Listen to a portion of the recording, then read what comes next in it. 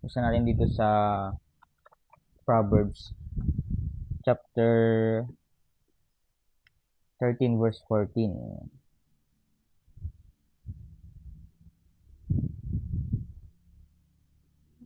Proverbs chapter 13 verse 14. Sabi dito, the law of the wise is a fountain of life to depart from the snares of death.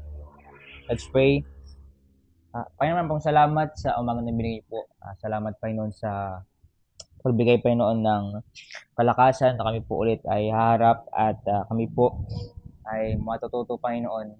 Nawa kayo po yung patuloy na mangusap sa bawat isa at bigyan niyo po ako Panginoon ng wisdom para po ma-explain ng maayos Panginoon at nawa Panginoon ay patawarin niyo po kami Panginoon sa nagpong kasalanan upang kami po ay karapat-dapat Panginoon. Kayo po Panginoon ang bahala na Panginoon sa oras na to na wala pong mga distraction Panginoon at maging pagpapala po sa bawat isa.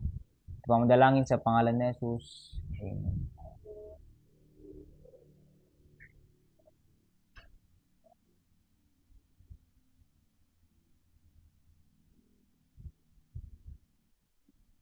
Dapat sinasara lagi yan.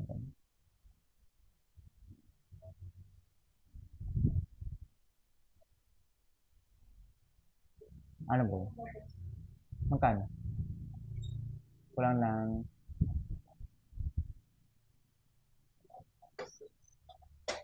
magkano po yan? 6.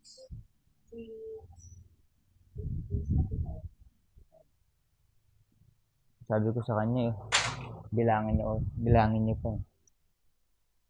Double check niya.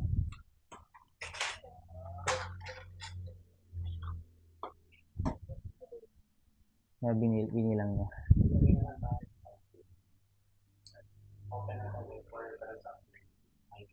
Ma'am, isara niyo po yung kwan. Tapos,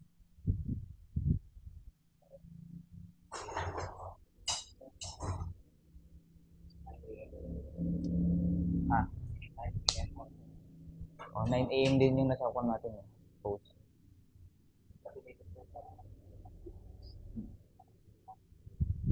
Yan, tuloy tayo.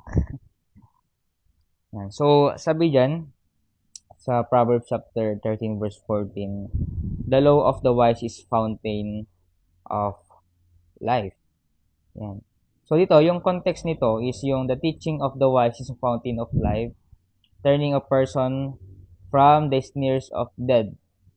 So, ibig sabihin ay kapag tayo gusto natin maging matalino, yan, magkaroon tayo ng matured na pag-iisip.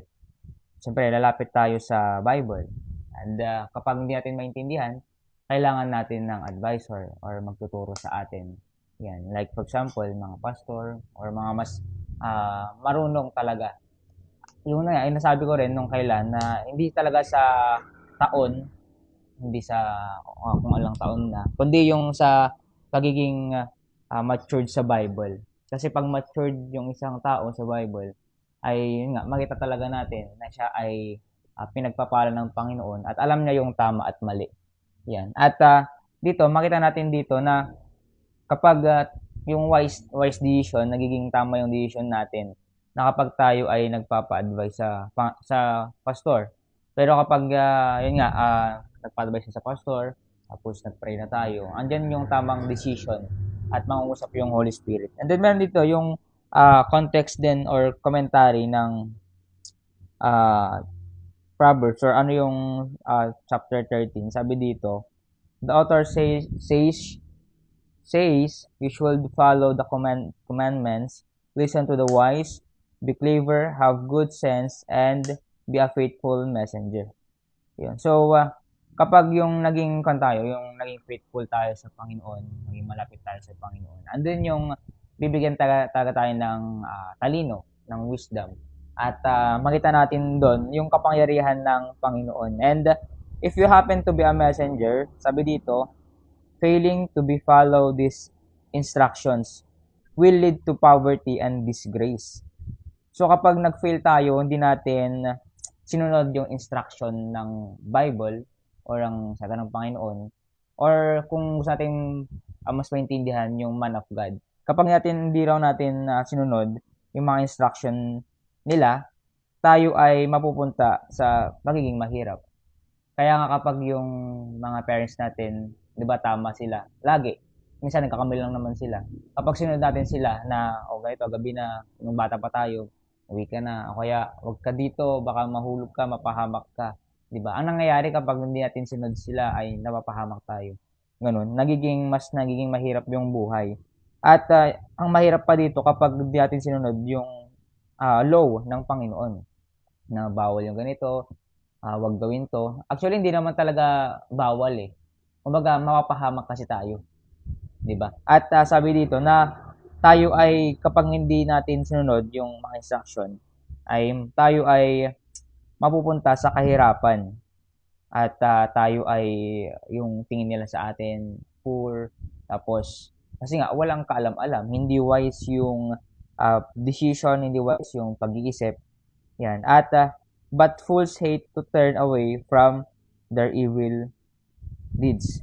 Yan.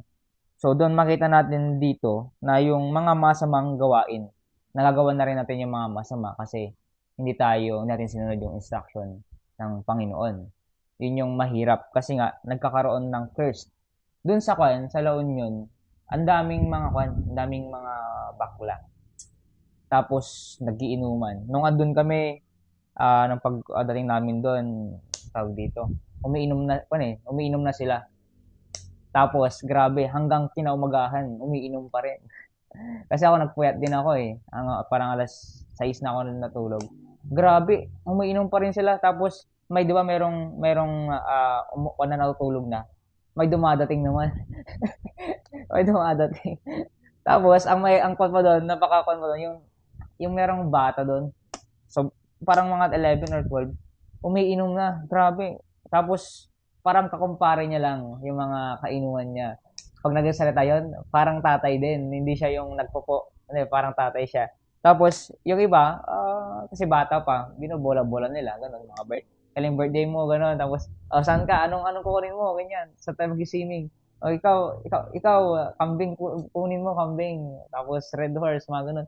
Grabe yung parang yung nakakilabot. Tapos, sa bahay nila, dun sa pinuntahan namin, ang daming mga rebulto. Lahat ng kwarto. Kasi nga, deboto eh.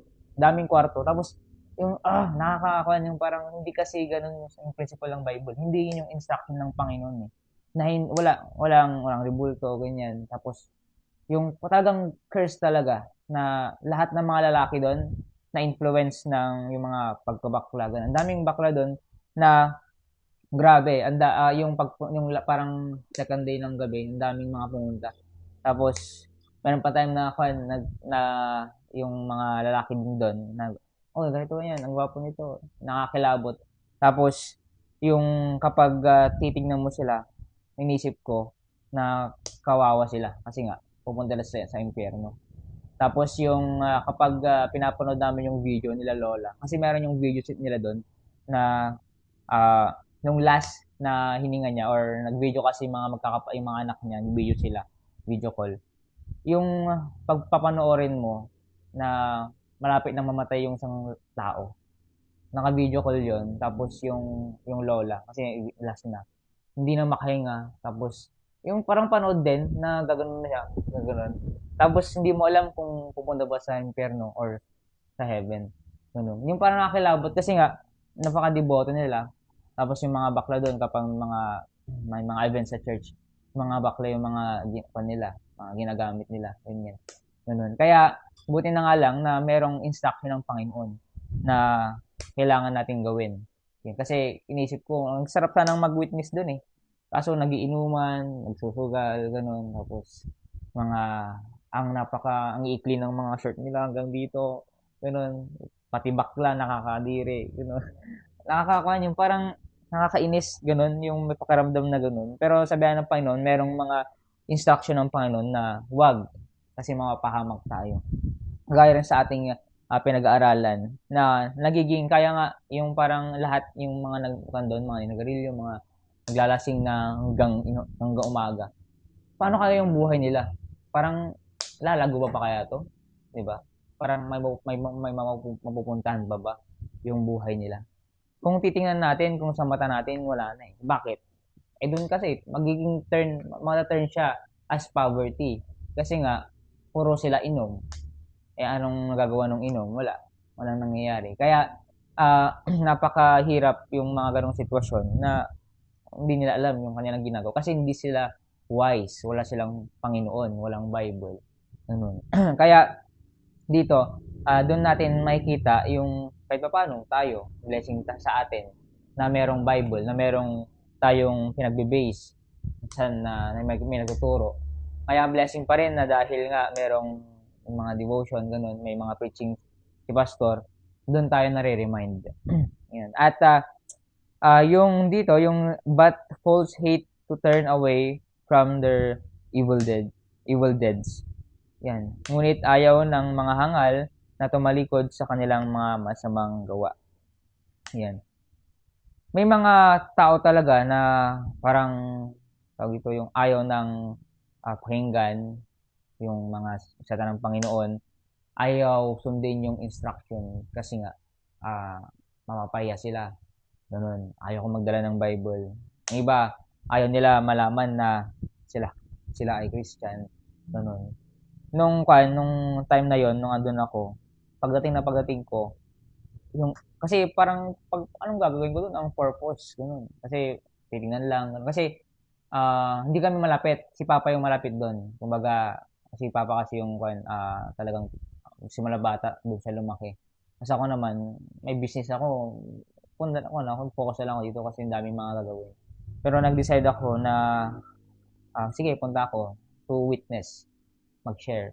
Yung dalawang dalawang lalaki na bakla, sinaran ko.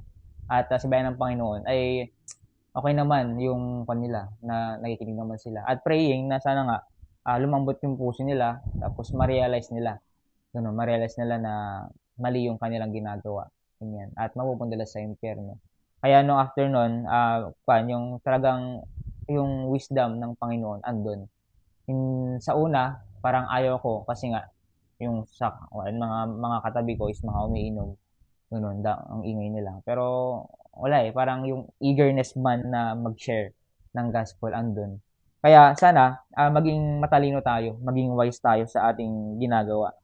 Kasi nga, kapag naging wise tayo, andyan yung guidance ng Panginoon, blessing pa rin magiging blessing sa kanila, magiging blessing rin sa atin. Kasi ang daming mga learnings na nakukuha natin. Merong mga tawag dito, merong isang kwento dito na makita natin dito yung wisdom or yung pagiging wise na sa biyaya ng Panginoon, andun pa rin yung salita niya. Nasabi dito, yan, isa sa pinakamatalinong individual na nagkakaroon ako ng pribilehiyong makatagpo ay yung yumaong coach, John Wooden, ang sikat na NCAA basketball coach ng UCLA, Bruins ang kanyang katanyagan, gayunpaman ay hindi nagmula lamang sa pagkilos sa hardwood floor, nanggaling din ito sa karunungan ng kanyang mga salita. Yan. Minsan, meron daw yung isang tao nagkaroon ng pribilehiyo na makasama siya ng ilang oras kung saan nagtanong ako ng maraming tanong. Isa sa mga tanong ko ay Coach Wooden, kapag umalis ka, so coach siya, magaling siyang basketball player. Sabi niya, yung isang reporter siguro, sabihin na natin, kapag umalis ka sa mundong ito at ang ESPN ang nagbo-broadcast ng isang special tungkol sa iyong buhay, ano ang inaasahan mong sasabihin nila? Ano daw yung aasahan na sasabihin nila kapag namatay ka? Diba? Sabi dito, gaya ng lagi niyang ginagawa, nagmumuni-muni daw siya bago sumagot. Pinag-isipan niya muna bago niya sagutin. At pagkatapos ay nagbigay ng kagila-gilas na tugon. Sabi niya, sana wag nilang banggatin ang basketball. Kasi di ba magaling siya mag-basketball. Sabi niya, sana wag nilang banggitin yung basketball dahil magaling siya. Sana mas tumutok sila sa kung paano ko minahal ang Panginoon.